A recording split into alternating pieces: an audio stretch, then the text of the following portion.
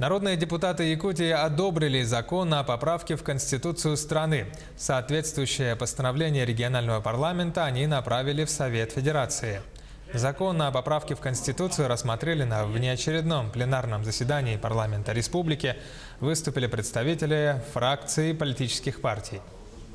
Наша фракция «Единая Россия» проголосовала большинством за одобрение данных поправок, за этот закон, одобрили этот закон. Работали непосредственно в рабочей группе. Порядка 40 поправок было внесено от нашей фракции. Из них 13 нашли отражение в заключительной версии. Мы воздержались при голосовании за поправки в Конституцию, но ряд поправок мы поддержали. Сегодня праздник для всех, для всего поколения нашей страны, то есть от маленького до великого, потому что в этих конституционных поправках касается каждого жителя нашей страны и, конечно же, каждого жителя нашей республики. И затронуты все глобальные проблемы, начиная от экологии, дети, пенсионеры, экономика, это значит предприниматели, то есть все заинтересованы в том, чтобы и судебная система тоже понесла какие-то определенные поправки.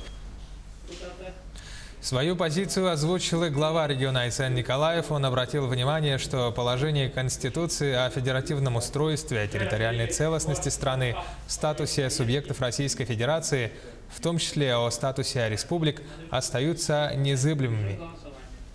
Достаточно много живой такой дискуссии было и на комитетах, и непосредственно при обсуждении уже в самом Государственном собрании. Но еще раз говорю, что мы видим, что поправки в Конституцию, они направлены в первую очередь на укрепление государства, на усиление различных институтов власти, в том числе и федерального собрания.